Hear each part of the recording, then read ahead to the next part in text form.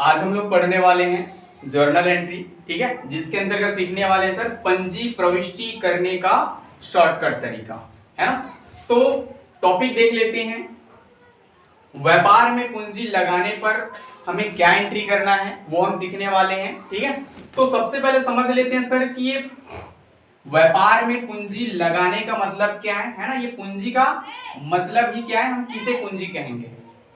तो पूंजी का आशय है व्यापार प्रारंभ करने में हम जितना भी इन्वेस्ट करते हैं, विनियोग करते हैं, ये हमारा क्या कहलाता है, पूंजी कहलाता है। तो ये जो विनियोग जो है, ये विनियोग हमारे तीन प्रकार के हो सकते हैं। व्यापार प्रारंभ करने में हम रोकड़ लगा सकते हैं, संपत्ति लगा सकते हैं और माल लगा सकते हैं। तो पूंजी का मीनिंग क्या है, व्यापार प्रारंभ करने में हम जितना भी विनियोग करते हैं, इन्वेस्ट करते हैं, ये हमारा क्या कहलाता है, पूंजी कहलाता है। और ये विनियोग हमारे ये तीन रूप में हो सकते हैं, रोकड़ भी लगा सकते हैं, संपत्ति भी लगा सकते हैं, माल भी लगा सकते हैं, ठीक है सर।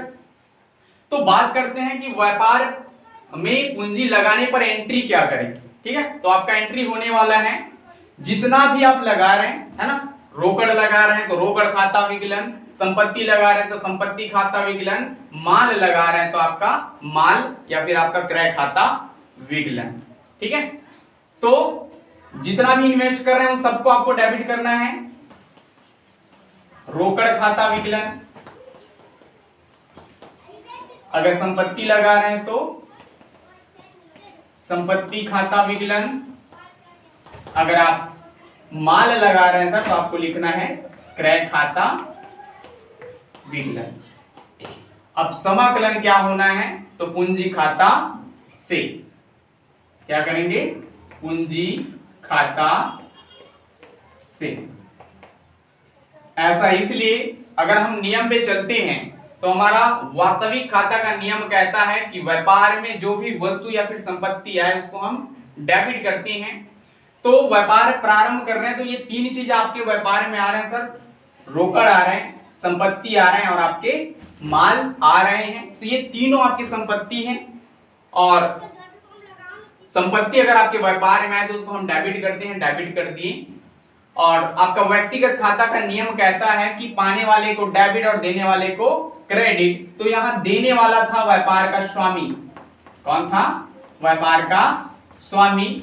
तो व्यापार का स्वामी का नाम ना लिख करके क्या लिखना है, हमें पूंजी खाता लिखना है। ये पूंजी खाता जो है वो स्वामी का प्रतिनिधित्व करता है, ठीक है। पूंजी खाता क्या है, स्वामी का प्रतिनिधित्व करता है। ये जो बताता है कि ये जो पूंजी कौन लगाया है, व्यापार के स्वामी लगाए हैं। तो फाइनल हम ये बोल सकते हैं कि अगर व्यापार में पूंजी लगाए तो एंट्री क्या करना है, तो जितना भी चीज आप लगाने वाले हैं उसको आप उठा के डेबिट कर देना और पूंजी खाता से। क्लियर है ये चीजें, ठीक है। दूसरा टॉपिक देखते हैं, आहरण करने पर, ठीक है। दूसरा क्या बोल रहे हैं, आहरण करने पर हम क्या एंट्री करेंगे। तो सबसे पहले समझ लेते हैं सर कि ये आहरण का मतलब क्या होता है ना। आहरण करने पर एंट्री क्या करेंगे वो तो बाद में, सबसे पहले ये क्लियर कर ले कि आहरण का मतलब क्या होते हैं, किसे कहेंगे आहरण। तो आहरण का मतलब है अगर हम पर्सनल यूज के लिए, निजी उपयोग के लिए अगर व्यापार से, है ना, व्यापार से अगर माल निकाल लेते हैं या फिर रोकड़ निकाल लेते हैं तो ये कंडीशन कहलाएगा आहरण, ठीक है। तो आहरण का मतलब क्या है, अगर हम व्यापार से पर्सनल यूज के लिए या निजी प्रयोग के लिए माल निकाल लेते हैं या फिर आहरण रोकड़ निकाल लेते हैं तो ये क्या कहलाएगा, आपका आहरण कहलाने वाले हैं, ठीक है। तो अगर आपके क्वेश्चन बोलता है कि आहरण हो रहा है ना, आहरण किया जा रहा है, तब क्या एंट्री करना है, तो आहरण सदैव आपका विकलन होने वाला है सर। क्या होने वाला है, विकलन होने वाला है। शॉर्टकट तरीका सीख लेंगे, आहरण हमेशा आपको विकलन कर देना है।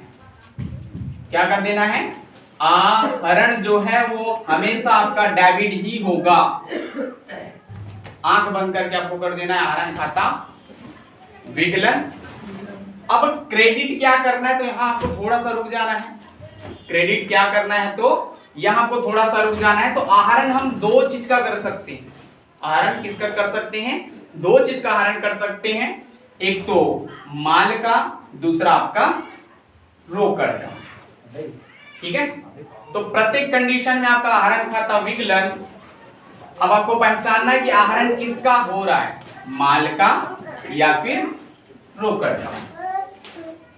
अगर माल का आहरण हो रहा है तो आपका एंट्री होने वाला है सर आहरण खाता विकलन, आहरण खाता विकलन, क्योंकि ये सदैव आपका डेबिट होने वाला है। अगर माल का आप आहरण कर रहे हैं तो क्रय खाता से। क्लियर है? आहरण आपका हमेशा विकलन होने वाला है। समाकलन क्या होगा, तो यहां आपको थोड़ा सा रुक जाना है, पहचानना है कि जो आहरण है वो किसका हो रहा है, माल का आहरण या फिर रोकड़ का। अगर माल का आहरण है सर तो आपका आहरण खाता विकलन क्रय खाता से, अगर रोकड़ का आहरण है तो आहरण खाता विकलन रोकड़ खाता से। क्लियर है ये चीजें? आगे सीखने वाले हम लोग लेनदार को भुगतान करने पर हम क्या एंट्री करेंगे और आपका देनदार से प्राप्त करने पर क्या एंट्री करेंगे। ठीक है सर, तो सबसे पहला ये क्लियर कर लेते हैं लेनदार को भुगतान करने पर। तो यह क्वेश्चन क्या बोलना चाह रहा है कि लेनदार को अगर हम भुगतान करते हैं उस टाइम हमें एंट्री क्या करना है। तो सबसे पहले समझ लेते हैं कि लेनदार किसे कहते हैं, है ना, लेनदार किसे कहते हैं। तो देखते हैं सर, लेनदार का मतलब होता है हमसे लेने वाला, है ना। इस शब्द से हम समझ सकते हैं लेनदार का मतलब है हमसे लेने वाला, ऐसा व्यक्ति जिसे हम भुगतान करने वाले हैं या जो हमसे पैसा लेने वाला है वो क्या कहलाएगा, लेनदार कहलाएगा। ठीक है, मान लो अगर हम ए से उधार माल खरीदा, है ना, ए से उधार माल खरीदा 500 का, तो जब हम ए से उधार माल खरीद रहे हैं तो हमारा ये दायित्व तो बनता है कि ए को हम 500 दे। ठीक है, तो ए को हम 500 देने वाले हैं तो ये हमारा लेनदार हो जाएगा। ठीक है, ये क्या कहलाएगा, लेनदार कहलाने वाला है। तो हम ये बोल सकते हैं लेनदार का आशय ऐसे व्यक्ति से है जो हमसे पैसा लेने वाला है या जिनको हम पैसा देने वाले हैं वो हमारा लेनदार है। क्लियर है ये चीजें? ठीक, तो अगर लेनदार को अगर आप भुगतान करते हैं सर, है ना, लेनदार को अगर आप भुगतान करते हैं तो उस टाइम आपको एंट्री क्या करना है। अब भुगतान करेंगे तो हमारे पास से पैसा जाएगा, है ना, भुगतान करेंगे तो हमारे जो व्यापार से पैसा जाएगा रोकड़ जाने वाला है। हमारा वास्तविक खाता का नियम कहता है अगर व्यापार में वस्तु या फिर संपत्ति आए तो उसको हम डेबिट करते हैं, व्यापार से वस्तु या फिर संपत्ति जाए तो उसको हम क्रेडिट करते हैं। तो रोकड़ है हमारा संपत्ति, अगर हम भुगतान करते हैं तो हमारा रोकड़ जाने वाला है ना, रोकड़ जाने वाला है, इसलिए आपका रोकड़ खाता से करेंगे। क्या करेंगे, रोकड़ खाता से। शॉर्टकट देख लेंगे सर, अगर रोकड़ अगर गया, है ना, व्यापार से अगर रोकड़ गया तो रोकड़ खाता से विकलन क्या करेंगे, तो लेनदार खाता विकलन, मतलब जिनको हम भुगतान कर रहे हैं उसको आप विकलन कर देंगे, चाहे ए को कर रहे हैं तो ए विकलन, बी को कर रहे हैं तो बी विकलन, राम को भुगतान कर रहे हैं तो राम विकलन। क्लियर है ये चीजें?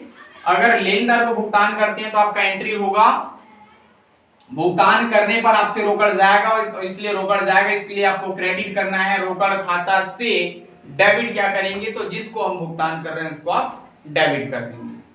आगे देखते हैं, दूसरा आपका दिए हैं देनदार से प्राप्त करने पर। दूसरा क्या है, देनदार से प्राप्त करने पर।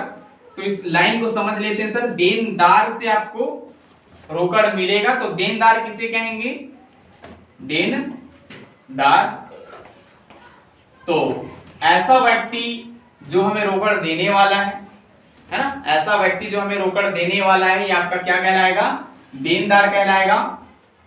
एग्जाम्पल के तौर पे ले लेते हैं, जैसे कि हम बी को माल बेचा, है ना, बी को माल बेचा 1000 का, है ना। बी को अगर हम उधार माल बेचते हैं 1000 का, तो बी का दायित्व तो बनता है कि वो हमें 1000 दे।